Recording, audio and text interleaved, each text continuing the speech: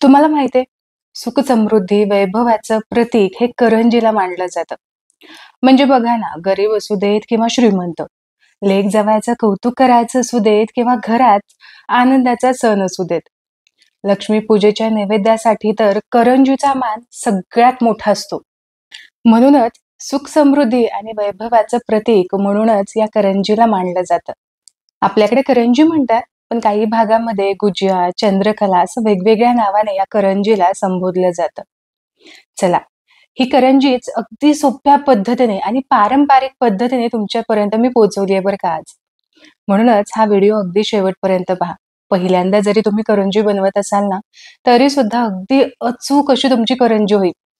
कुठेही करंजी फुटणार नाही, कुठेही सारण तुमचं बिघडणार नाही. सगळं कसं अगदी परफेक्ट होईल. चला तर मग, भरपूर खुसखुशीत, अजिबात तेलकट न होणारी, मैदा न वापरता आणि तुपाचं मोहन न घेता बनवलेली अगदी साधी सोपी कोणालाही सहज जमेल अशी करंजी कशी बनवायची हे पाहूयात. सुरुवात करूयात. सगळ्यात आधी लागणारं सारण बनवून घेऊ. सारण आपण असं बनवतोय की जेणेकरून ते अगदी 2 महिने तुम्ही जरी बनवून ठेवलं तरी अजिबात खराब होणार नाही. सारणाच्या तुलनेमध्ये पारीसाठी लागणारं जे साहित्य आहे ते सुद्धा अगदी अचूक सांगितलंय, म्हणजे तुमचं सारण सुद्धा शिल्लक राहणार नाही आणि पारीसाठी बनवलेलं कणिक सुद्धा शिल्लक राहणार नाही. तर इथे 2 वाट्या भरून मी इथं सुकं खोबरं किसून घेतलंय. 2 वाट्यासाठी 1 वाटी बारीक रवा घ्यायचा आणि 1 वाटी इथं मी पिठी साखर घेतलीये. 1 वाटी थोडीशी शीर लावून भरली, म्हणजे 1.25 वाटी वगैरे तुम्ही साखर इथे पिठी साखर इथं घ्यायची. आवडीप्रमाणे इथे ड्रायफ्रुट्स मी बारीक चिरून घेतलेत. आता जर तुम्हाला असं वाटलं की खोबरं कुठेतरी मला जास्त वाटतंय, रवा कमी वाटतोय किंवा असं तुम्हाला काही वाटलं की थोडंसं प्रमाण कमी जास्त असायला हवं होतं, तर तुम्ही अगदीच तुमच्या इच्छेप्रमाणे घेऊ शकता. इथे मी फक्त माझी पद्धत तुमच्यासमोर मांडते. बाकी सारणाचं जे मोजमाप आहे ते कसं घ्यायचं हे अगदीच तुम्ही ठरवू शकता. आता सगळ्यात आधी तर आपल्याला खोबरं भाजून घ्यायचंय. जसं की मी तुम्हाला म्हटलं, की आपण जे सारण आहे, ते अगदी छान 2 महिने टिकेल, इतपत असं खमंग बनवून ठेवतोय. यासाठी आपल्याला रवा किंवा हे खोबरं जे आहे, ते अगदी मंद आचेवरती छान एकसारखं असं भाजून घ्यायचंय. जोपर्यंत याला एक खमंगपणा येत नाही, हलकासा तो रंग येत नाही, तोपर्यंत छान मंद आचेवरती भाजून घ्यायचं. खोबरं भाजायला तसा फारसा वेळ लागत नाही. 5-6 मिनिटामध्ये मंद आचेवरती हे खोबरं भाजून होईल. तर असं मंद आचेवरती साधारण 5-7 मिनिटांसाठी हलकासा याचा रंग बदलेपर्यंत खोबरं इथे मी भाजून घेतलंय. खोबरं भाजत असताना हातावरती ते असं थोडंसं चोळून पाहायचं. छान कुरकुरीत झालं असेल ना, तर मग समजून घ्यायचं खोबरं इथे भाजून झालंय. रंग सुद्धा अतिशय छान आलाय. आता यानंतर थोड्याशा तुपामध्ये आपल्याला रवा सुद्धा भाजून घ्यायचा आहे. साधारण अर्धा चमचाच तूप इथे मी घेतलं असेल. तूप हलकसं गरम झालं की हा 1 वाटी रवा आपल्याला अगदी मंद आचेवरती हा सुद्धा भाजून घ्यायचा आहे. रवा भाजत असताना कुठेही गॅसची फ्लेम हाय करायची नाही. रव्याचा रंगही सुद्धा आपल्याला खूप जास्त असा चेंज करायचा नाही. जर इथं तुपाऐवजी तुम्हाला तेलाचा वापर करायचा असेल तर तुम्ही नक्कीच करू शकता. मंद आचेवरती हा रवा भाजायला मला 5-7 मिनिटं लागली. हलकासा बदामी रंग आलाय आणि छान खमंग असा सुवास सुटलेला आहे. इथे रवा आपला भाजून झालाय. रवा सुद्धा आपण एका वेगळ्या ताटामध्ये काढून घेऊया. आता याच पॅनमध्ये अगदी थोडंसं म्हणजे अर्धा चमचाच मी तूप घातलंय. तूप हलकसं गरम झालं की चिरून ठेवलेले ड्रायफ्रुट्स आपल्याला यामध्ये घालायचे आणि खूप नाही, साधारण मिनिटभरासाठीच हलकासा रंग चेंज होईपर्यंत आपल्याला हे परतून घ्यायचे. काजू, बदाम, मनुके आणि चारोळे मी इथं घेतलेत. यासोबतच अगदी एक अर्धा चमचा मी खसखस सुद्धा घेतलीये. ही सुद्धा आपण भाजून घेऊयात. अगदी मिनिटभरामध्ये सारण्यासाठी लागणारा सुकामेवा इथे भाजून झालेला आहे. हा सुद्धा आपण याच ताटामध्ये काढून घेऊयात. सारण्यासाठी लागणारं सगळं साहित्य भाजून झालं, थंड झालं, की इथे खोबरं छान कुरकुरीत झालेलं असतं. कुरकुरीत झालेलं हे खोबरं थोडंसं हातावरती असं चोळून घ्यायचं. थोडंसं असं बारीक करून घ्यायचं. अगदीच खूप मोठा जर खीस असेल, तर तो सारणामध्ये काही चांगला लागत नाही. म्हणून थोडंसं मी असं चोळून घेते. आता हे भाजून घेतलेले सगळे साहित्य चांगले एकजीव आधी मिक्स करून घेऊ. लक्षात घ्या, हे सगळं साहित्य जेव्हा थंड होतं, यावेळेसच आपल्याला हे चांगलं मिक्स करून घ्यायचंय. कुठलंही साहित्य अजिबात गरम नको. कारण एकदा हे सगळं साहित्य आपण मिक्स करून घेतलं, की यामध्ये आपण पिठी साखर घालणार आहोत. गरम ह्याच्यात जर तुम्ही पिठी साखर घातली, तर ती वितळू शकते आणि सारण ओलसर होऊ शकतं. म्हणून मग पिठी साखर घालण्याआधी हे सगळं साहित्य चांगलं थंड झालेलं आहे याची एकदा खात्री करून घ्यायची. सारणामध्ये अगदी अर्धा चमचा मी इथे वेलची पावडर घातली आणि सारणामध्ये आवर्जून जायफळ किसून घालायचं. खूप छान स्वाद येतो आणि खमंगपणा आणखीन जास्त वाढतो. आता हे सगळं साहित्य चांगलं एकजीव असं मिक्स करून घेऊ. या सारणामध्ये पिठी साखरेच्या तयार झालेल्या गुठळ्या चांगल्या हाताने मोडून घ्यायच्या. आता इथे तुम्ही बघू शकता मस्त असं सारण तयार झालेलं आहे. तयार केलेलं हे सारण अगदी 2 महिने तुम्ही असंच जरी ठेवलं तरी सुद्धा अजिबात खराब होणार नाही. आता करंजीसाठी लागणारं जी कणिक आहे ती आपण मळून घेऊ. तर यासाठी बरोबर 2 वाट्या म्हणजे ज्या वाटीने आपण सारण तयार केलं तीच वाटी इथं मी घेतलीये. त्या वाटीच्या अंदाजानुसार बरोबर 2 वाट्या भरून इथे मी बारीक रवा घेतलाय. जाड रवा इथे घ्यायचा नाही. या ज्या करंज्या आहेत त्या फक्त आपण रव्याच्या बनवत आहे. त्यामुळे यामध्ये इतर कुठलंही साहित्य घालायची गरज नाही. ना तुम्हाला यामध्ये तांदळाचं पीठ घालायचंय ना मैदा घालायचाय. आता फक्त चवीपुरतं मीठ घालून मी मिसळून घेतलं.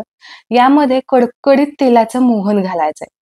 लक्षात घ्या की रेग्युलर जी वाटी असते, बाउल असतो, त्याच्या अंदाजानुसार मी 2 वाटी भरून इथे रवा घेतला. यासाठी त्याच वाटीने मी पाव वाटी भरून मोहन घेतलं. चांगलं धूर येईपर्यंत कडकडीत गरम करून घेतलं. तेलाऐवजी तुम्ही इथे नक्कीच तुपाचा सुद्धा वापर करू शकता. रव्यावरती हे मोहन घातलं की छान रवा फसफसला जातो.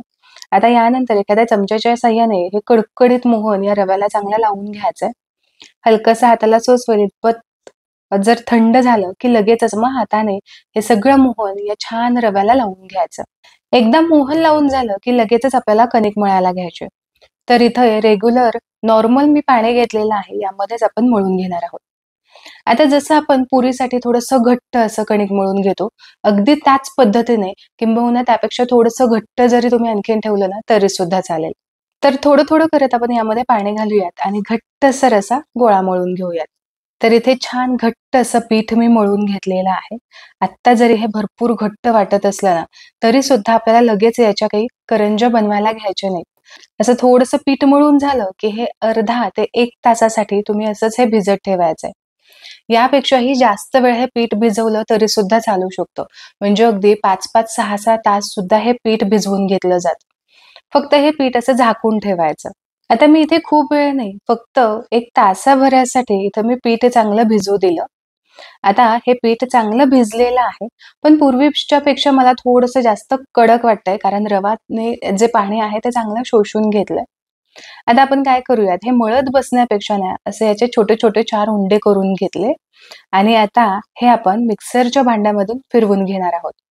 म्हणजे आधी कसं केलं जायचं, की हे जे पीठ आहे ते चांगलं ठेचून घेतलं जायचं. पण आता आपल्याकडे मिक्सरची सोय आहे. आपण त्याचा पुरेपूर वापर करून घेऊ शकतो. म्हणून खूप नाही, अगदी थोडं-थोडं हे मिश्रण यामध्ये घालायचं आणि चांगलं हे मिक्सरमधून फिरवून घ्यायचं. म्हणजे असा चांगला मऊसूद गोळा होतो आणि हे कळत सुद्धा नाही, की हे आपण रव्याचं कणिक भिजवून घेतलेलं आहे. इतकं हे सॉफ्ट होतं, अगदी मैद्याप्रमाणेच हे वाटतं. आता याच पद्धतीने उरलेली जी कणिक आहे, ती सुद्धा थोडी-थोडी करत मी असं मिक्सरमधून फिरवून घेते. संपूर्ण कणिक इथे मी मिक्सरला फिरवून घेतलेली आहे. आता याचा घट्टसर असा गोळा आपल्याला पुन्हा तयार करून घ्यायचा आहे. आता जर तुम्हाला असं वाटलं, की हे खूपच घट्ट वाटतंय, तर एखादा चमचा तुम्ही यामध्ये पाणी वाढवू शकता, पण यापेक्षा जास्त वाढवायचं नाही. पण जसं की मी तुम्हाला आधी सांगितलं, की पुरीपेक्षा थोडंसं हे मिश्रण घट्टच असायला हवं. खूप अगदीच तुम्ही पातळ केलं, तर मग करंजीला ते छोटे-छोटे बबल्स वरती येतात. ते येऊ नये म्हणूनच हे मिश्रण थोडंसं घट्ट ठेवायचं. आता या पिठाचे असे थोडेसे उभे उंडे तयार करून घेतले, की जेणेकरून आपल्याला याच्या पाऱ्या तयार करायला अगदी सोपं होऊन जाईल. तयार केलेले हे जे उंडे आहेत, हे आता आपल्याला कट करून घ्यायचे आहेत. तर साधारण 1 ते 1.5 इंचाच्या अंतरावरती आपल्याला हे कट करून घ्यायचंय. याच पद्धतीने सगळे उंडे मी कट करून घेणार आहे. तयार केलेले हे उंडे असेच ओपन न ठेवता आपल्याला झाकून ठेवायचे आहेत. कारण हा रवा आहे, तो लगेचच असा कोरडा पडला जातो आणि लगेचच तो वाळला जातो. त्यामुळे लगेचच आपल्याला हा झाकून ठेवायचा आहे. आता एक-एक करून त्यामधला उंडा घ्यायचा आणि चांगला हातावरती चोळून घ्यायचा. अजिबात ह्याला तेल, पाणी काहीही लावायचं नाही. घट्टसर असं हे मिश्रण आहे, त्यामुळे काहीच याला लावायची गरजही पडत नाही. आता जमेल तितका पातळ किंवा अगदी चपाती जशी असते, त्यासारखी आपल्याला ही लाटून घ्यायची आहे. अगदीच गोल आकार तुम्हाला नाही देता आला तरी सुद्धा चालू शकतो. हे पीठ घट्ट आहे, त्यामुळे तेल, पाणी लावायची गरज पडत नाही. पुरीच्या आकाराची इथे लाटी लाटून झाली. आता यानंतर माझ्याकडे असा साचा आहे की ज्यामध्ये अगदी पटापट करंज्या करता येतात. हा साचा तुम्हाला बाहेर स्टोअरमध्ये अगदी कुठेही मिळून जाईल. आता ही पुरी या साच्यापेक्षा थोडीशी मोठी असायला हवी आणि यानंतर आपल्याला यामध्ये तयार केलेलं सारण भरायचंय. सारण भरत असताना दोन्ही साईडला सारण येईल असं भरायचं. करंजीमध्ये भरपूर सारण असलं की मग करंजी खायला सुद्धा मस्त लागते आणि जर करंजीमध्ये कमी सारण बसलं तर मात्र ही करंजी अगदी खुळखुळ अशी वाजली जाते. कदाचित ही करंजी खूप नाजूकही बनते आणि लगेच फुटते सुद्धा. आता हा जो साचा आहे तो अलगद बंद करून घ्यायचा. याला कुठेही कडेला तुम्हाला दूध किंवा पाणी लावायची गरज पडत नाही. साचा बंद करून घेतला, एक्स्ट्राची साईडची पिठी काढून घेतली आणि तुम्ही इथे बघू शकता. मस्त अशी करंजी तयार झालेली आहे. साचा असला की कसं सगळ्या करंज्या एकसारख्या अशा देखण्या दिसतात. करंजी तयार करून झाली की जसं की मी तुम्हाला म्हटलं की आवरण हे आपलं रव्याचं आहे ते लगेचच कोरडं पडू शकतं. यासाठी जाड नॅपकिन यावरती ठेवा किंवा एखादं ओलसर कापड, कॉटनचं कापड तुम्ही यावरती घालू शकता. आता आधीप्रमाणेच पुन्हा आपल्याला थोडंसं हे कणिक मळून घ्यायचं आणि यानंतर पुन्हा लाटी लाटून घ्यायची. ही लाटी खूप जाड सुद्धा नको किंवा अगदीच पातळ सुद्धा नको. साचा असला की सगळ्या करंज्या कशा एकसारख्या दिसतात आणि मस्त देखण्या सुद्धा होतात. आणि तयार केलेल्या या करंज्या प्रत्येक वेळेस असं ओपन करून पटकन झाकण यावरती ठेवायचंय. याच पद्धतीने उरलेल्या संपूर्ण इथे करंज्या मी तयार करून घेतल्या. तयार केलेल्या मिश्रणाच्या किंवा जे आपण पीठ मळलं होतं त्याच्या जवळ आसपास 30 करंज्या तयार होतात. सारण सुद्धा अगदी माझं 2 ते 3 करंजीला पुरेल इतपतच शिल्लक राहिलं होतं. म्हणजे अगदीच खूप जास्त तुमचं सारण सुद्धा शिल्लक राहणार नाही किंवा कुठेही तुमची पिठी सुद्धा अशी राहणार नाही. अगदी परफेक्ट माप मी तुमच्यासोबत शेअर केलं. आता करंजी तळायला घेऊयात. करंजी तळण्यासाठी मध्यम आचेवरती तेल गरम करून घ्यायचं. सुरुवातीला फक्त एक करंजी घालायची म्हणजे तेल कसं व्यवस्थित रुळलं जातं. तुम्ही कुठलाही पदार्थ बघा, तेल जर अगदी तुमचं फ्रेश असेल आणि पहिला घाणा जर तुम्ही तळणीचा घेत असाल तर त्याचा कलर कदाचित डार्कही होऊ शकतो, कदाचित तो थोडासा फेंटही होऊ शकतो. कारण तेलाचं टेम्परेचर सेट व्हायला किंवा तेल हे तळण्यासाठी रुळायला थोडासा वेळ लागतो. एखादी बॅच तरी जाऊ द्यावी लागते. यासाठीच मी नेहमी तुम्हाला सांगते की एखादा गोळा घालून पाहण्यापेक्षा तो एखादा पदार्थ तळून घ्यायचा. म्हणजे तेल सुद्धा व्यवस्थित सेट होतं आणि पुढचा घाना सुद्धा अगदी परफेक्ट असा निघाला जातो. करंजीसाठी खूप कडकडीत तेल गरम करून चालत नाही. मध्यम आचेवरती मध्यम हे तेल गरम असायला हवं. करंजी तळत असताना गॅसची फ्लेम कधी लो, कधी मीडियम अशी करत तळून घ्यावी लागते. आता एका वेळेस तुम्ही कढईमध्ये भरपूर करंज्या तळून घेऊ शकता. मैद्याच्या तुलनेमध्ये रव्याची करंजी तळण्यासाठी एखादा 2 मिनिटच एक्स्ट्रा लागतो. कारण रवा थोडासा जाड असतो, थोडासा तळायला त्याला वेळ लागतो म्हणून. करंजी एकदा तेलामध्ये घातली की त्याला सारखं उलटपलट करायचं नाही. म्हणजे एकदा तेलामध्ये घातली की सुरुवातीचं अर्धा मिनिट हे असंच ठेवायची आणि थोडीशी ती तेलामध्ये सेट झाली आहे असं जेव्हा आपल्याला वाटतं त्यावेळेस मग करंजी तुम्ही पलटी करून दोन्ही साईडने तळून घ्यायची. तर बरोबर एक बॅच तळण्यासाठी मला एक 5 ते 6 मिनिट लागले असतील. काय सुंदर गोल्डन असा रंग आलाय, मस्त तांबूस रंग आलाय. यापेक्षा थोडासा जास्त डार्क रंगावरती तुम्हाला या काढायचे असतील तर तुम्ही नक्कीच काढू शकता. मस्त करंज्या झाल्यात. अगदी सगळ्या करंज्या मस्त देखण्या सुद्धा दिसतायत. या करंज्या अजिबात तेलकट होत नाहीत. थंड झालेल्या करंज्या हवाबंद डब्यामध्ये ठेवल्या की महिनाभर आहे अशा खुसखुशीत राहतात. याच पद्धतीने उरलेल्या ज्या करंज्या आहेत त्या सुद्धा मी तळून घेते. संपूर्ण माझ्या करंज्या इथे तळून झालेल्या आहेत. पण जर तुम्ही तेल बघाल ना तर अगदी स्वच्छ तेल आहे. अजिबात कुठलीही करंजी फुटलेली नाही. कुठल्याही करंजीमधून सारण बाहेर आलेलं नाही.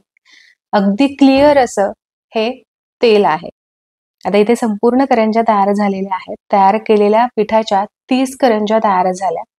खरंच ही करंजी अजिबात तेलकट होत नाही. म्हणजे तुम्हाला मैदा चालत नसेल, तुम्हाला खूप तळलेलं चालत नसेल, तर ही अशा पद्धतीची करंजी नक्की ट्राय करून पहा.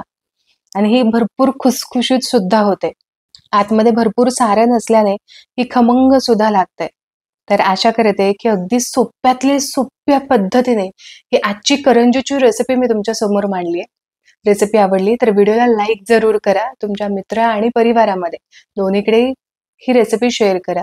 पुन्हा भेटूया अशाच एका खमंग रेसिपी सोबत. तोपर्यंत स्वस्थ राहा आणि मस्त मस्त खात राहा.